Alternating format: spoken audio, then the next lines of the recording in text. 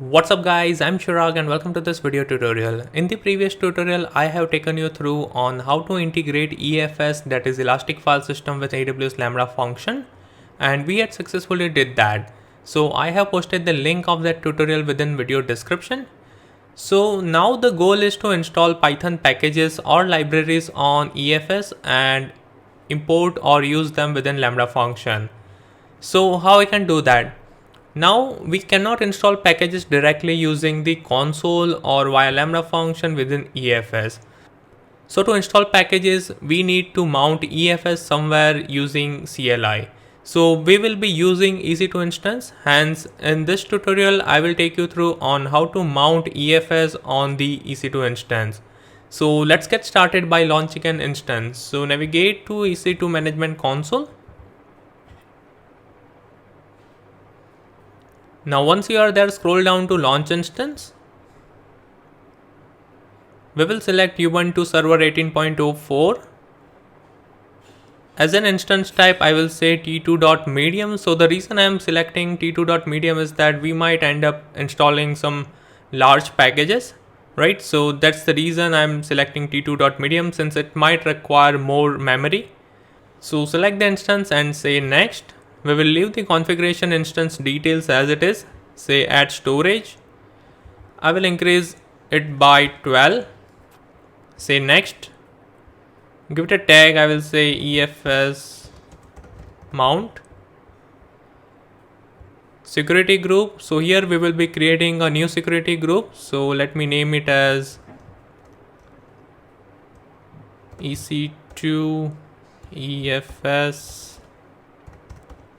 -lambda. Let me copy and paste it over here. So here we have SSH port, that is port 22 open. So here we need to add one more port, that is 2049, in order to successfully connect EFS with the EC2 instance, or to successfully mount the Elastic File System on any directory within EC2 instance, right? So say add rules, say 2049. Within source, we will select anywhere and say review and launch. Say launch. Here I will choose an existing key pair. So say launch instances.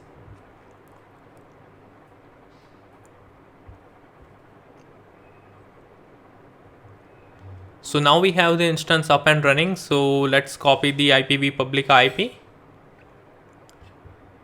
So now we have the instance up and running. So let's copy the public IP and SSH into an instance.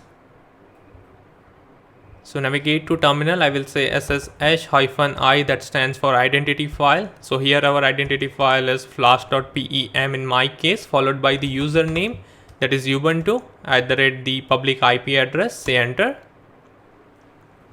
Yes.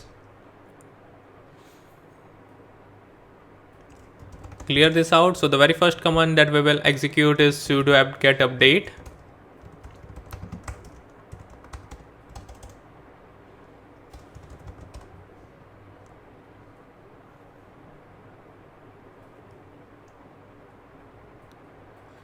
So in order to successfully mount the EFS file system, we will require NFS client. So we are going to install that package. So let me clear this.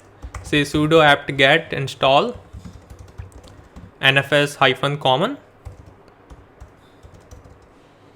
So this is the NFS client that we are going to use to mount the EFS file system over here.